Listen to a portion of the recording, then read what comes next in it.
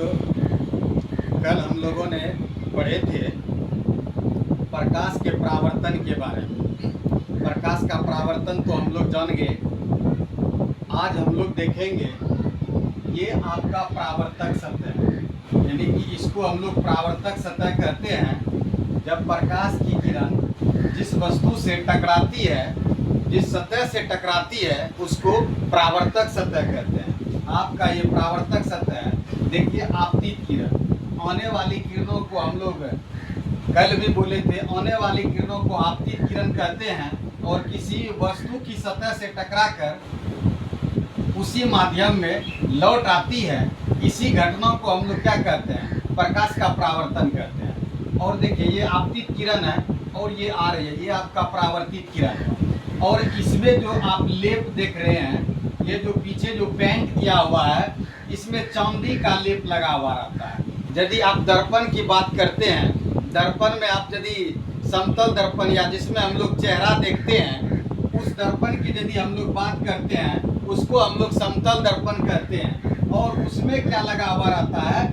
चांदी का लेप लगा हुआ रहता है। उसके जो पीछे दर्पण के पीछे जो पेंट किया हुआ रहता है, उसमें चांदी का लेप लगा हुआ रहता है, जिसको अंग्रेजी में सिल्वर कोटेड कहते हैं। और जहाँ पर प्रकाश की किरण, ये वाला जो आपका पड़ता है, इसी को परावर्तक सतह कहते हैं। परावर्तक सतह की प्रकृति के अनुसार परावर्तन दो प्रकार के होते हैं। कहता है परावर्तक सतह की प्रकृति के अनुसार परावर्तन दो प्रकार के होते हैं। पहला है आपका नियमित परावर्तन। अब नियमित परावर्तन किसको कहते हैं?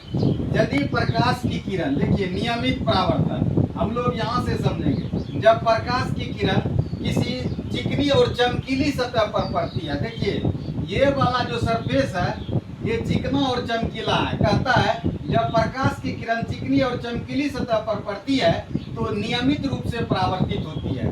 नियमित रूप से क्या होती है? परावर्तित होती है।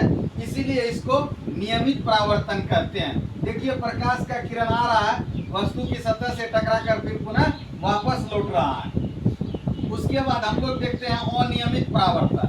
अनियमित परावर्तन क्या होता है? जब प्रकाश की किरण रुखरी सतह पर पड़ती है तो वह अनियमित रूप से परावर्तित होती है। आप लोग देख सकते हैं जब प्रकाश का किरण यहाँ आया, ऐसे परावर्तन हो गया, फिर यहाँ से आया, ऐसे हो गया, यानी कि अनियमित परावर्तन, यानी कि इसका कोई फिक्स नहीं है परावर्तन का। प्रकाश की किरण किधरों से किधरों परावर्तित हो जाती है, इसलिए इसे अनियमित परावर्तन कहते हैं। थैंक यू बच्चों।